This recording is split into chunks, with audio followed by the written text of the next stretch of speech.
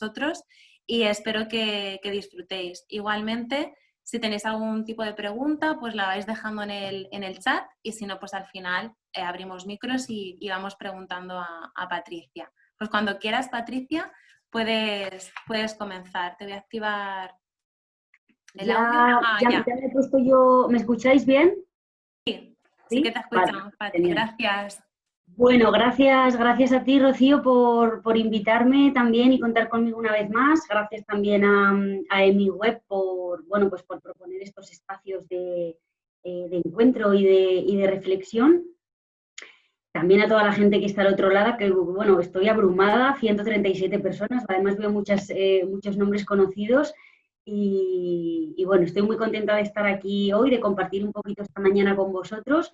Claudia ya se ha ido y no se lo he podido decir, pero la verdad que bueno, me ha parecido impresionante escucharla, esa energía que derrocha, cuántas lecciones en tan poco tiempo, ¿no? Y me imagino que para las familias es importante escuchar como estos testimonios o estas experiencias, pero para los profesionales, pues también, ¿no? Me ha parecido muy bonito todo lo que ha dicho.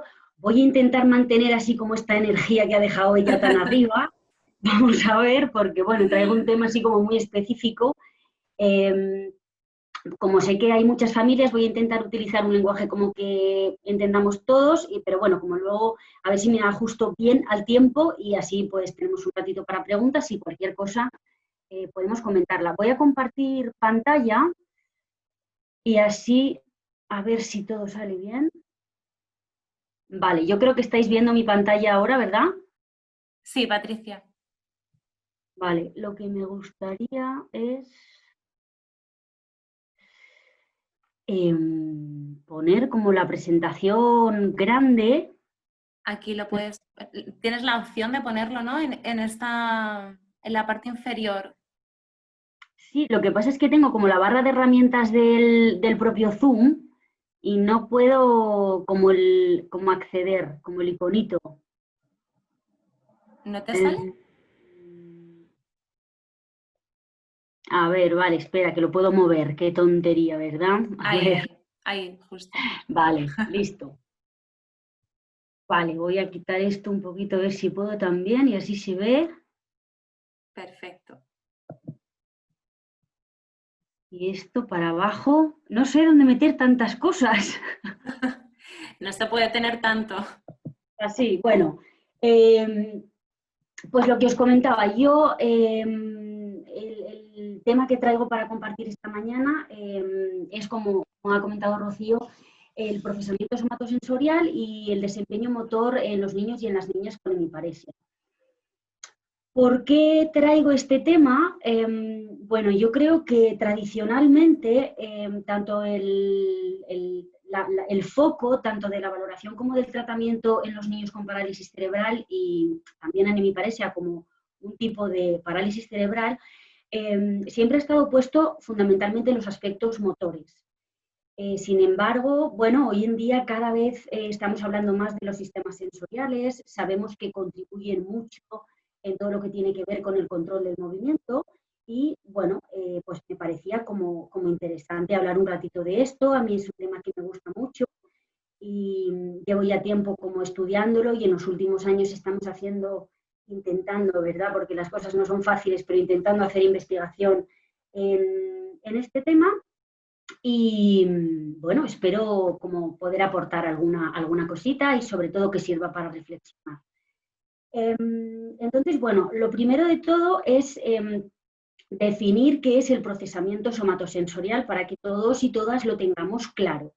Se trata de la habilidad que tenemos todas nosotras para identificar sensaciones corporales. Para poder identificar estas sensaciones corporales, lo primero de todo, tenemos que ser capaces de registrar la información sensorial. Luego tenemos que discriminar esta información sensorial. Al final lo que estamos hablando es como de reconocer determinados aspectos que tienen que ver con el tacto, con la vibración, con la temperatura, con la presión, con la propiocepción. Por otra parte, la somatosensación está muy relacionada y nos ayuda mucho en todo lo que tiene que ver con la exploración del entorno.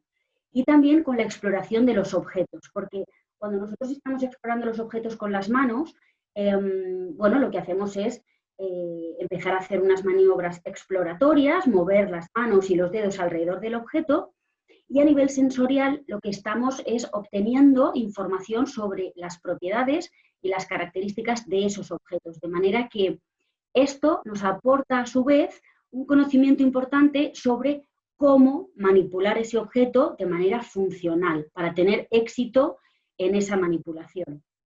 Entonces, la somatosensación forma parte de los procesos de aprendizaje que se relacionan con el uso de esos objetos. Y por objetos me estoy refiriendo a abrir un estuche, abrir una botella, la pasta de dientes, un rotulador, ¿sí? O sea, cualquier tipo de objetos que forman parte de nuestra vida diaria, de nuestra vida cotidiana. Entonces, desde mi punto de vista, yo creo que la somatosensación se puede decir que tiene como ese potencial de facilitar el desempeño del niño en las actividades de la vida diaria, el desempeño desde el punto de vista motor, y por tanto al final, pues bueno, de que este niño participe en los diferentes entornos, etc. Entonces, como para aclararnos, cuando hablamos de procesamiento somatosensorial, estamos hablando sobre todo del tacto. Los receptores táctiles los tenemos puestos a lo largo de toda la superficie corporal, así que en realidad los tenemos por todo el cuerpo, ¿no? Y nos da muchísima información acerca de nuestro propio cuerpo y de los objetos que tocamos, como estamos diciendo.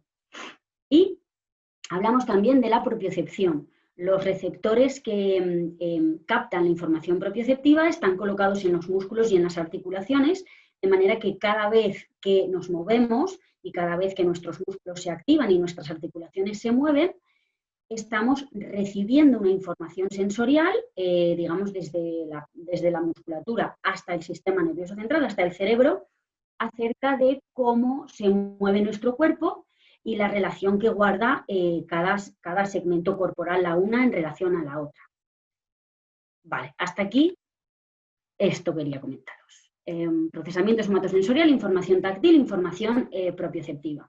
Vale, entonces, como por contextualizar un poco más todo este tema en relación a los niños y las niñas con hemiparesia, bueno, pues sabemos que la hemiparesia es la afectación de un hemicuerpo y muchas veces lo que vemos en estos niños y niñas es que asumen una serie de posiciones o posturas que son muy asimétricas, ¿no? Por ejemplo, como la que estáis viendo en la imagen, en la que los niños tienen la tendencia a transferir el peso y a cargar mucho más peso en la parte del cuerpo que está menos afectada. Y esto, porque ahí, claro, bueno, ellos se sienten mucho más cómodos, ¿no? Esto a nivel sensorial lo que significa es que los receptores táctiles que están en la parte de la piel del muslo de ese niño, esa piel que está en contacto con la colchoneta, están recibiendo más presión y esa presión es táctil. La musculatura de la parte izquierda, en este caso, en la imagen que estamos viendo, esos músculos se están activando mucho porque se tienen que activar para estabilizar todo ese peso que el niño está llevando a la parte izquierda. Y sin embargo, hay todo un hemicuerpo derecho, el hemicuerpo afectado, que no está recibiendo toda esta información somatosensorial. Y al final, esto además no solamente ocurre en sedestación, puede ocurrir en bipedestación también, ¿no? Vemos que son niños que normalmente cargan peso en el lado menos afectado. Por ejemplo, ocurre también mucho en decúbito prono, en boca abajo, cuando los niños durante el primer año utilizan los miembros superiores y las manos, fundamentalmente están envueltos en un rol que tiene que ver con hacer fuerza en contra del suelo, por ejemplo, para ponerse apoyados con los brazos y poder mirar, poder jugar boca abajo, poder gatear, si es que el bebé gatea, etc. Entonces, esto a nivel sensorial lo que implica es muchísima información que sube desde los sistemas sensoriales hasta el sistema nervioso central y que contribuye mucho a crear lo que llamamos percepción corporal. Es decir, la representación interna que nosotros tenemos en el sistema nervioso central en relación a nuestro cuerpo físico. De manera que hay un hemicuerpo que recibe una información como mucho más clara, mucho más nítida, y esto hace que la representación mental que los niños con hemiparesia están construyendo de su cuerpo físico es, como digo, como mucho más clara, mucho más nítida en un hemicuerpo que en el otro. Y esto va a tener implicaciones en el movimiento, porque al final, si no sentimos mucho una determinada parte del cuerpo, es difícil moverla, porque no la estamos sintiendo bien. Pensar, por ejemplo, a veces cuando se os duerme un brazo, a lo mejor durmiendo, o cuando lo tenéis apoyado mucho rato en una determinada posición y se os duerme que todo cosquillea, es como que ese brazo no es tuyo de repente, te cuesta moverlo y controlar el movimiento. Pues esto es como algo así. Y luego, por otra parte, también hay que tener en cuenta todo lo que suele ocurrir en los niños con hemiparesia. Yo estoy hablando en general, ¿verdad? Luego, claro, todo depende de la lesión específica, ¿no? Pero a nivel general ocurre lo que se llama como aprendizaje del no uso. Esto tiene que ver con que cuando los niños son chiquititos, bueno, ellos intentan involucrar el miembro superior, el brazo, la mano afectada en juegos, y de repente no tienen mucho éxito. Quizá no tienen capacidad de agarre, el juguete se les cae, tienen un patrón de movimiento que les impide manipular el objeto con éxito, entonces ellos no tienen éxito, pero vuelven a intentarlo y puede que no tengan éxito de nuevo. Entonces, si esto se repite mucho en el tiempo, al final estos niños, estas niñas lo que hacen es aprender a no usar ese brazo porque no tienen mucho éxito y simplemente tienen otro que les funciona más y les funciona mejor. Entonces, esto a nivel sensorial también tiene sus implicaciones, ¿no? Porque hay veces que estos niños no exploran los objetos de manera espontánea, precisamente por este aprendizaje del no uso. Por tanto, nos estamos perdiendo también un montón de, bueno, enriquecimiento sensorial, tanto de nuestro propio cuerpo como relacionado con los objetos. Y esto es algo muy importante porque tiene muchas implicaciones en la manipulación. Cuando los niños son chiquititos, como a los 3 meses más o menos, cuando están boca arriba, empiezan a poder controlar su movimiento, digamos, como en la línea media corporal, traen los brazos hacia el cuerpo, empiezan a tocarse las manos, se descubren las manos, se las llevan mucho a la boca y también a través de la boca lo que hacen es sentir, a través de esa información somatosensorial, que tienen 2 manos, qué forma tienen las manos, que tienen diferentes dedos, que se pueden mover independientemente.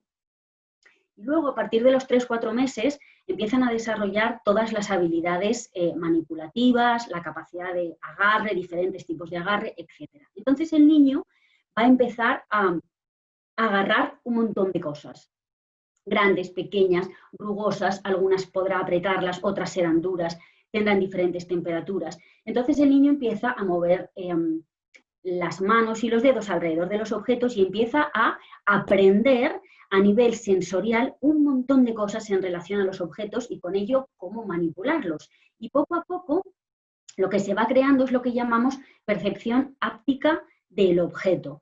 Y esto es que cuando el niño, por ejemplo, está manipulando, sea en este caso, pues es un tarro, lo manipula, tiene mucha práctica, tiene mucha experiencia porque juguetea con él, y llega un momento que cuando nosotros lo miramos y lo cotejamos con la información visual, lo que hacemos es formarnos esta percepción háptica del objeto, que es una representación mental del objeto, y se va creando en nuestro cerebro algo así como un banco de memorias sensoriales que nos ayuda a poder manipular los objetos con éxito y de manera funcional. Y también nos ayuda a todo lo que tiene que ver con la anticipación a la hora de relacionarme con estos objetos. Por ejemplo, si nosotros vemos, un niño ve este objeto, que sería mejor que hubiera sido, no lo sé, una pelotita o algo más de niño, pero bueno, un bote, el niño lo mira y si ya ha tenido la oportunidad de experimentar con él y de jugar con él y tiene práctica en relación a ese objeto, lo que vamos a hacer es que gracias a esta percepción háptica y a esta memoria somatosensorial que vamos acumulando, vamos a poder anticiparnos con nuestra, por ejemplo, con la forma de la mano que se va a adaptar justo con la apertura adecuada según el objeto que sea, yo ya voy a preparar la fuerza que más o menos necesito para manipularlo y para levantarlo, etc. Entonces, esto es importante pensar qué es lo que está pasando en los niños con hemiparesia, porque decía al inicio que la somatosensación puede tener el potencial de facilitar el desempeño motor, pero claro, también puede no facilitarlo o incluso hacerlo un poquito más difícil. Esto es muy interesante porque la mano no solamente tiene un rol motor, sino que también tiene una función motora, sino que también tiene una función perceptiva. Esta función perceptiva se pone en marcha cuando el objetivo de la tarea, de la actividad que estemos haciendo, sea de búsqueda de información. Por ejemplo, en esta foto que veis ahí, lo que estábamos haciendo es un juego en el que cada niño tenía una lista de la compra que habían hecho, con frutas que querían cada uno comprar, y entonces lo que estaban haciendo es, sin ver, tratar de buscar por determinadas, o sea, buscando información que tenía que ver con la forma, con la rugosidad, con la textura de la piel de esas frutas, tenían que buscar e identificar esas frutas. Entonces, en ese momento, cuando, como digo, el foco de la tarea está en esta búsqueda de información, comienzan a aparecer en la mano una serie de maniobras exploratorias, movimientos en búsqueda de esta información, que son súper interesantes y súper necesarios para manipular los objetos de la vida diaria. Entonces, esto me parece muy importante porque nos ofrece como posibilidades muy amplias cuando nuestro objetivo es que mejoren este movimiento, esta manipulación de la mano. Bueno, pues plantear este tipo de actividades facilita que estas maniobras aparezcan, ¿no? Y que luego le van a ayudar al niño a poder manipular los objetos. ¿Qué más? Bueno, como por ejemplificar, voy a poner esto aquí, algunas de estas maniobras exploratorias, por ejemplo, cuando nosotros movemos así los dedos de lado o hacemos flexoextensión de los dedos, lo que estamos haciendo es tratar de tener información acerca de la textura que tiene el objeto. Cuando presionamos, lo que estamos intentando discriminar es la dureza del objeto. Un contacto estático lo solemos utilizar para obtener información sobre la temperatura. Solemos cerrar las manos alrededor del objeto para tener información sobre el volumen que tiene ese objeto. Luego hay otras maniobras que tienen que ver como sujetar sin agarre, o también podemos sujetar, si tenemos la capacidad de agarre, y sujetarlo en el aire para saber cuánto pesa, si pesa mucho, si pesa poco. Y las maniobras que hacemos como de contorno alrededor del objeto nos da información sobre la forma que tiene ese objeto. De manera que movimiento y sensación, bueno, es una pareja indisoluble, no se puede hablar de movimiento sin hablar de sensación y viceversa. Y así se va estableciendo esa relación bidireccional tan importante. También podríamos poner aquí la cognición, ¿no? Y hablaríamos de esa tríada tan importante, movimiento, cognición, sensación, pero bueno, yo me estoy centrando un poquito más en los aspectos sensorio-motores. Entonces, los sistemas sensoriales contribuyen y mucho al desarrollo motor y a la adquisición de la habilidad. Si vemos un poquito lo que nos dicen los estudios de investigación de hemiparesia específicamente, pues como os decía al principio, ya hay varios artículos que lo que hacen es correlacionar diferentes aspectos de la disfunción táctil, es decir, de tener una dificultad en este procesamiento táctil, con algunos aspectos concretos del movimiento. Y, por ejemplo, bueno, pues nos dicen que estos niños que presentan disfunción táctil tienen más dificultad para el control motor fino, también tienen más dificultad para graduar la fuerza que hacen cuando manipulan los objetos y, por tanto, las respuestas pues, suelen ser un poquito menos aparecen dificultades en todas las maniobras exploratorias y por tanto les cuesta mucho obtener, como hemos dicho, toda esta información para saber cómo manipular los objetos con éxito. Luego también hay otros artículos muy interesantes que relacionan algunos aspectos determinados de la disfunción táctil con la capacidad unimanual, es decir, con el uso de una mano y de un brazo, y otros aspectos distintos de la disfunción táctil con el desempeño bimanual, es decir, con la necesidad que tenemos de involucrar las dos manos en una actividad. O sea que la evidencia está bastante clara, ¿no? En cuanto a la contribución que tiene todo este procesamiento somatosensorial en el desempeño motor.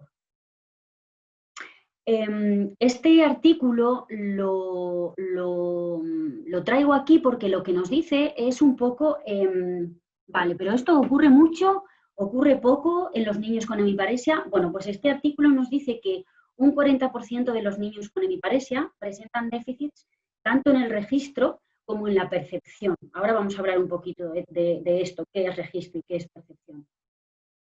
Un 37% presentan déficits únicamente en la fase de percepción.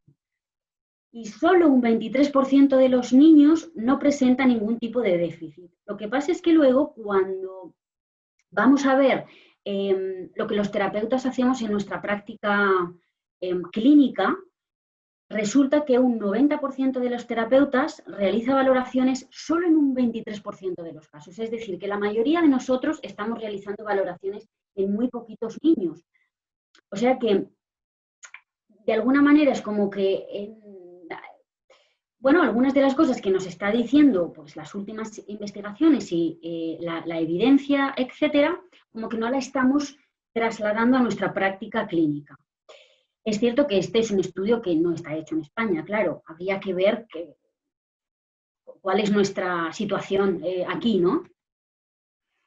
Cuando les preguntan a los terapeutas por qué implementan valoraciones tan pocas veces, claro, esto es importante porque en realidad, si no estamos valorando estas cuestiones, es difícil trabajarlas, ¿no? Y tratarlas. La primera parte y la más importante es hacer una valoración, saber realmente en qué fase y dónde está, digamos, la dificultad que puede estar contribuyendo, en este caso, al movimiento funcional de la mano, y a partir de ahí plantear un tratamiento. Entonces, la valoración es como la primera parte. Cuando les preguntaban por qué implementaban estas intervenciones tan poquitas veces, agruparon las respuestas en distintos bloques. Perdonad porque esto está en inglés, pero bueno, como lo voy a explicar, pues no pasa nada. Y los terapeutas respondían que sobre todo tenía que ver con que no tenían claro, con que no sabemos cómo valorar ni qué hay que valorar. Entonces tenemos como una creencia de que no nos percibimos como muy capaces, no tenemos como confianza en nosotros para valorar esto, lo cual tiene mucho sentido, porque si no tenemos claro cómo valorar o qué valorar, pues es fácil que uno se sienta como un poco inseguro, ¿no? Y luego también había otras respuestas que tenían que ver con falta de equipamiento, con que no tenían los materiales necesarios, los protocolos de cómo llevar a cabo el procedimiento de las valoraciones, etcétera. O sea, como que nos falta un poco de conocimiento de todo esto.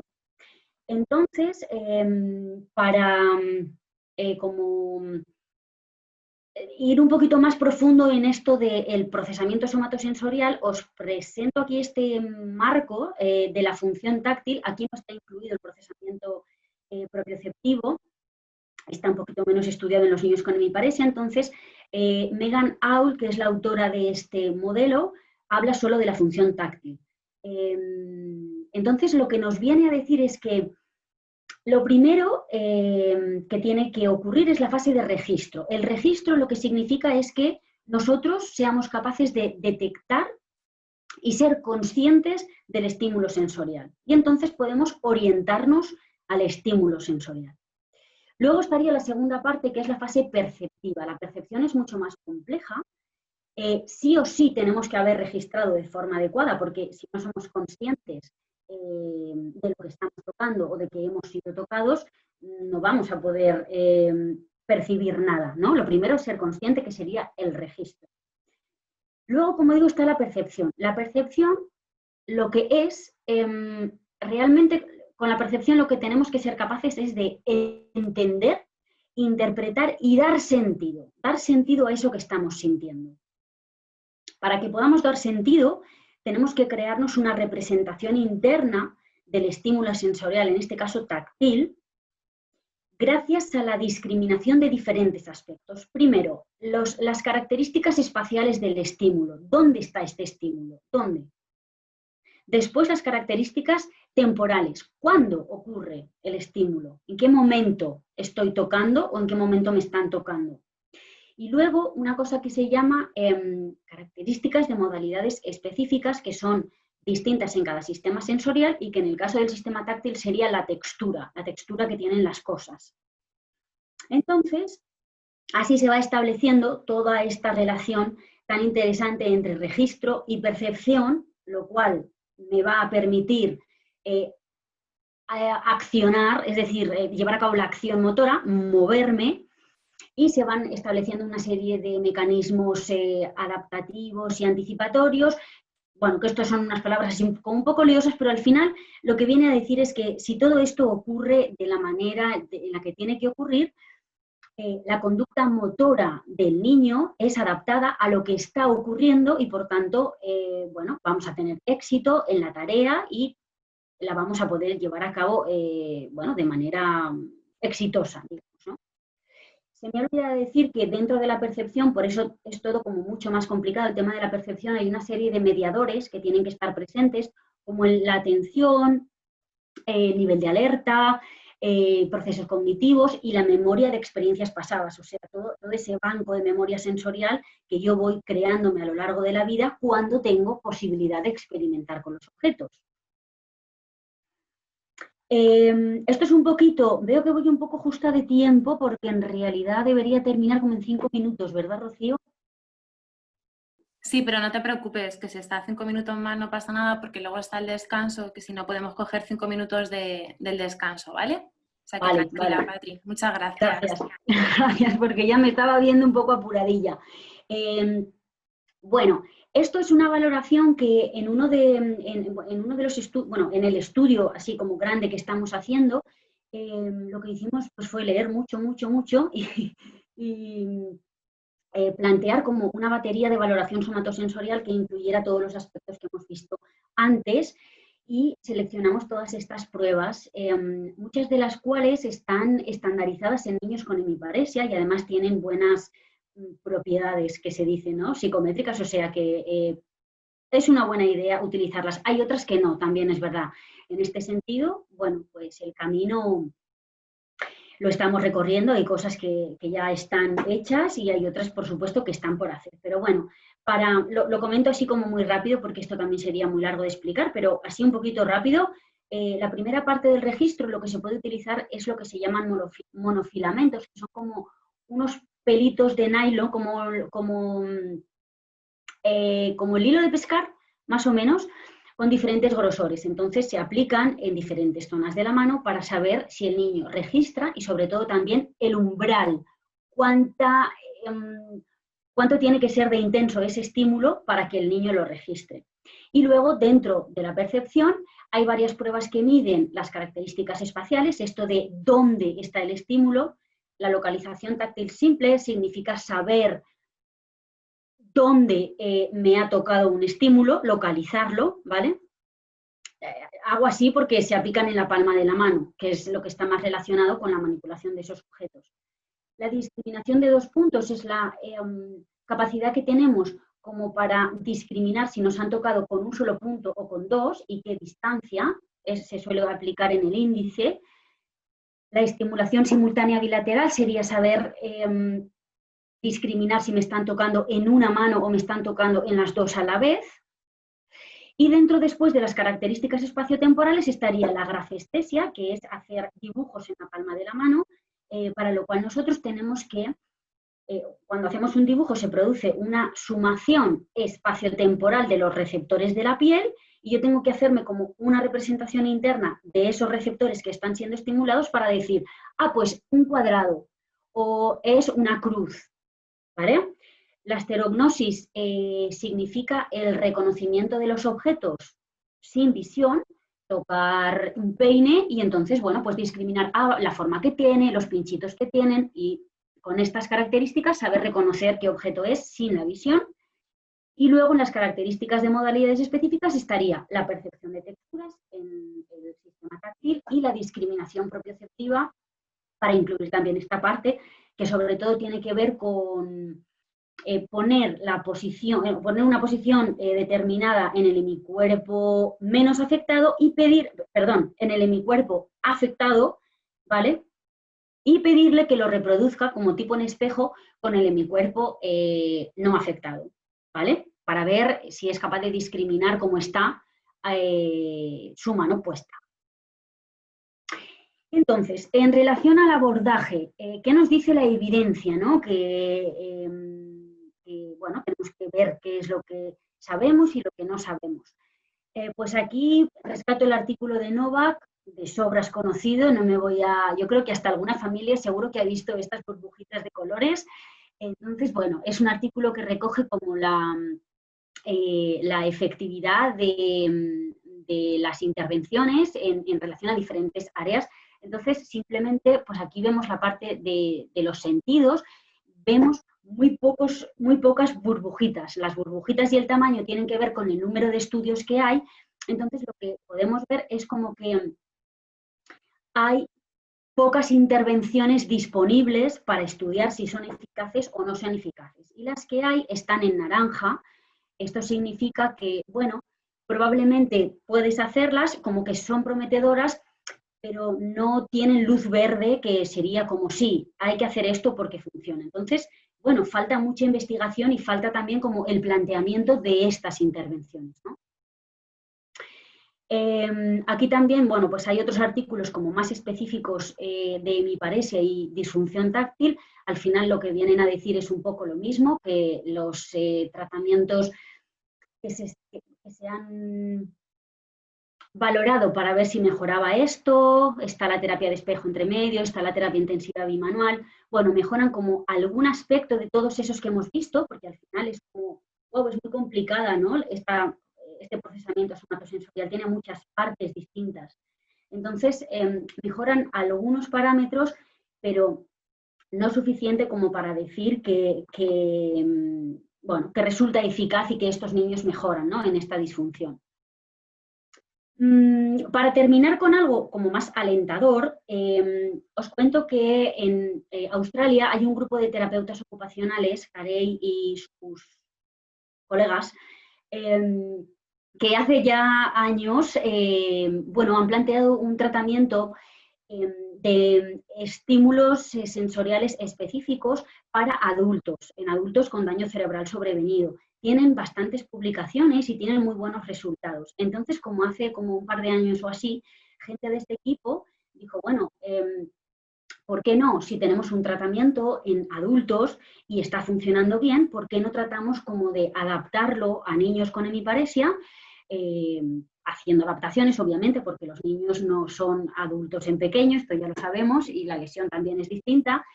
Y están empezando a publicar cosas, ya hay algunos artículos que se pueden leer y están teniendo resultados, buenos resultados. De hecho, en ese que tenéis ahí, obtienen mejoras en el desempeño motor, y esto es algo súper interesante, ¿no? Porque estamos hablando de un tratamiento somatosensorial que mejora la respuesta motora, el desempeño motor. Entonces, bueno, y seguro que van a seguir publicando cosas, o sea que, bueno, por aquí se abre, yo creo, una ventana muy, muy interesante y muy importante. Y nada, ya para terminar, pues bueno, como os digo, desde hace un tiempo estamos, no se ve muy bien, creo. A ver, así. Sí que se ve bien. ¿Sí? Vale. Sí. Pues nosotros lo que hicimos en este estudio fue, bueno, intentar plantear un tratamiento que incluyera los ingredientes comunes a las intervenciones que están demostrando tener eficacia, eso que son las bolitas verdes del estudio de Novak, y lo intentamos aplicar a lo que sería una intervención somatosensorial, una intervención basada en actividades somatosensoriales. Entonces cogimos algunos ingredientes, como fue la práctica intensiva, que esto, bueno, pues se está viendo que lo que más funciona es la intensidad en el tratamiento, es decir, las horas de práctica. Luego cogimos también la idea del entrenamiento de estímulos somatosensoriales específicos de Carey, de esta australiana que os digo.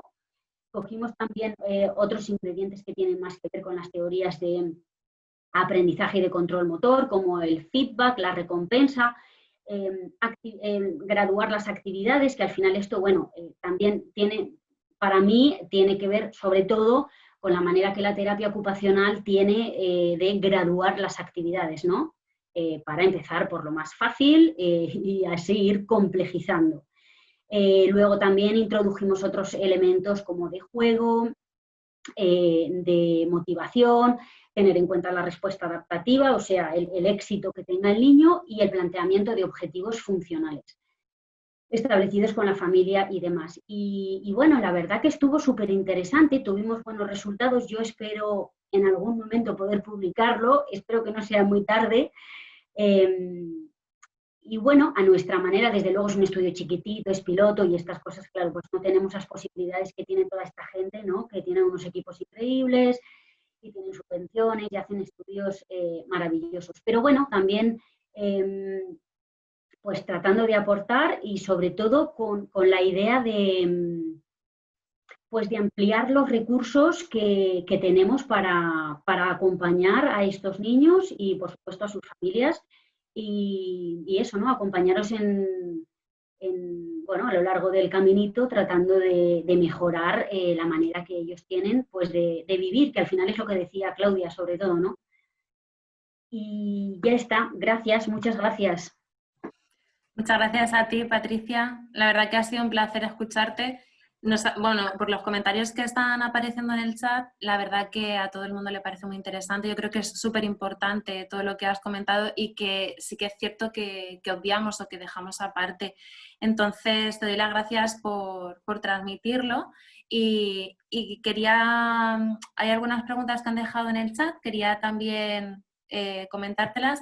Y luego sí que me gustaría que, porque Patricia ha estado trabajando, como decía antes, en la Sociedad de Terapeutas Ocupacionales a nivel de pediatría y adolescencia, que nos comentases un poquito sobre la sociedad y sobre tu labor, ¿vale, Patri?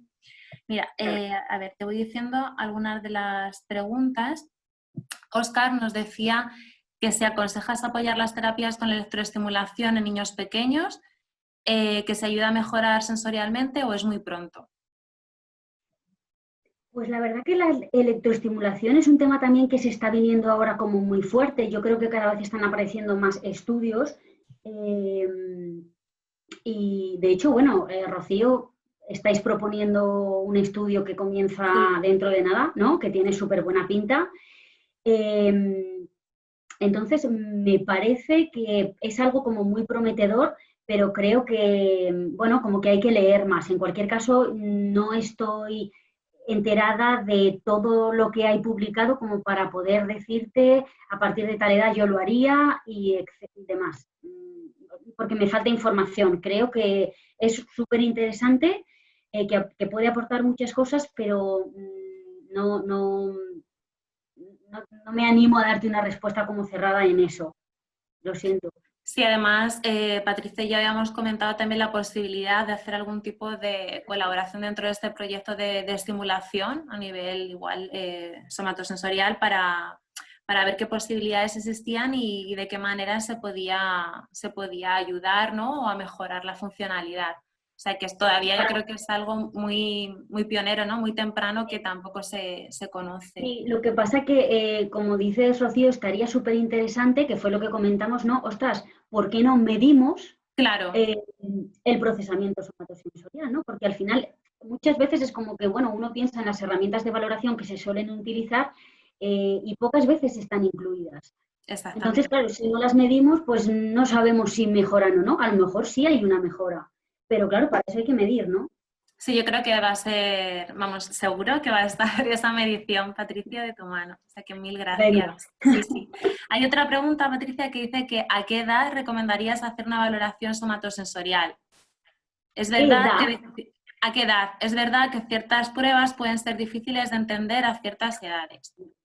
Sí, eso es totalmente cierto y es, bueno, una limitación en cierta medida, porque como hemos visto, todo lo que tiene que ver con las fases perceptivas, claro, tiene muchos mediadores atencionales, cognitivos. eh, entonces, las intervenciones, tanto la que nosotros propusimos en el estudio, que además era algo intensivo, con lo cual hacíamos 2 horas con un descanso en medio, pero bueno, los requerimientos atencionales son fundamentales. De hecho, si no hubiera habido las grandes dosis de motivación y de involucración de los niños en las tareas y en el juego, no hubiera sido posible ese tratamiento.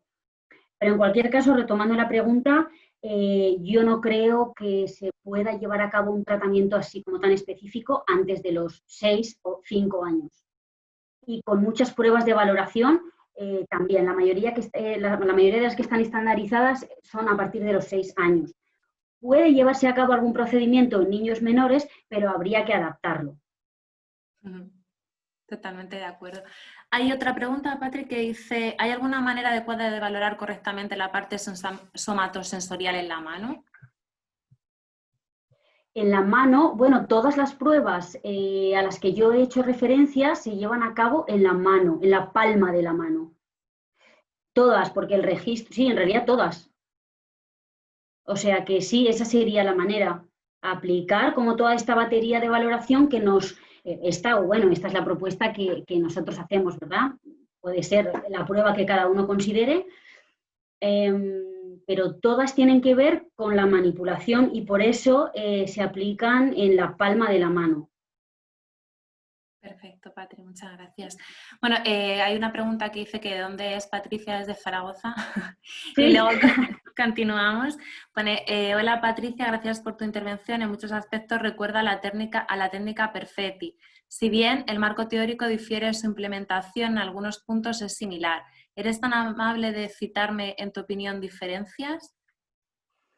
Hay similitudes con Perfetti. Yo no estoy formada en Perfetti, pero bueno, conozco algunas cosas. Y sí que lo que pasa es que Perfetti como que lo estructura mucho, ¿no? Y habla también de aspectos cognitivos, de el específico motor, el específico, o sea, bueno, es como bastante complicado, al menos lo que yo conozco de Perfetti. Pero la diferencia fundamental que yo veo entre la propuesta que nosotros hacíamos y, por ejemplo, lo que hace Perfetti es el juego. O sea, nosotros proponíamos actividades somatosensoriales basadas en el juego, en juegos cooperativos, en grupo.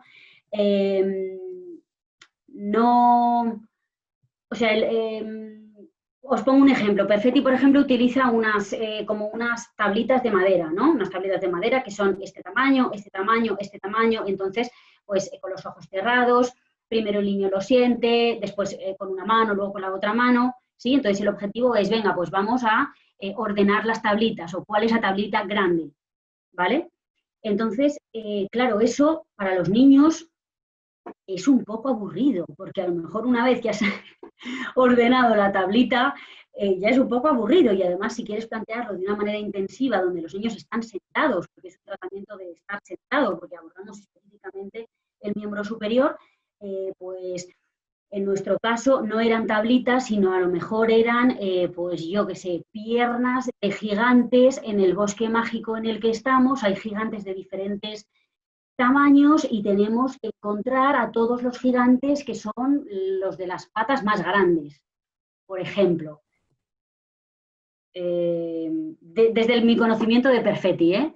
Y luego, bueno, hay otras diferencias en cuanto a cómo se presentan los estímulos, el feedback que le das antes de iniciar cada actividad, etcétera. Pero hay cosas que también son similares, claro que sí. Muchísimas gracias, Patricia. De momento no hay ninguna pregunta más. Si alguien quiere preguntar algo, si no, Patricia, si quieres nos puedes comentar sobre el nacimiento de esta gran sociedad. Pues muy rápido y así además nos vamos al descanso, que creo que estamos en hora, ¿verdad? Sí, sí, está muy nervioso. bien.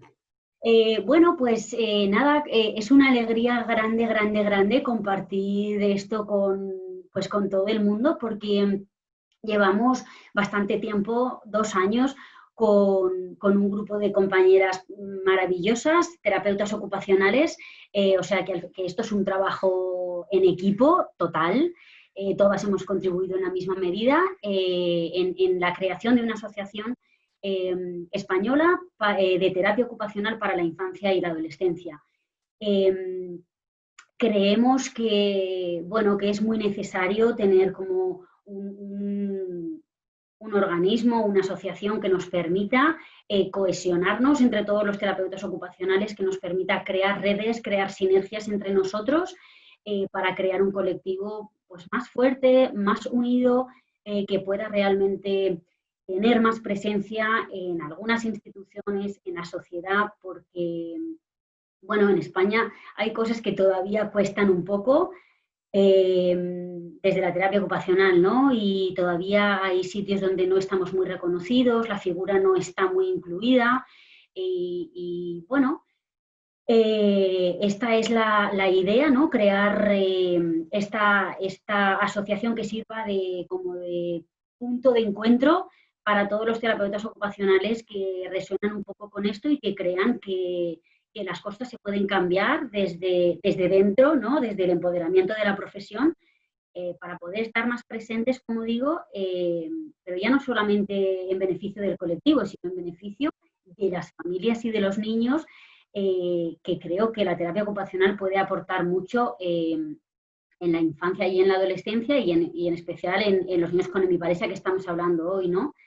Y la dimos bueno, así como que parimos, por así decir, dimos a luz el domingo y bueno, muy contentas, la verdad, con la respuesta de los compis de profesión, así que bueno, está siendo una semana como muy emocionante, incluido el día de hoy.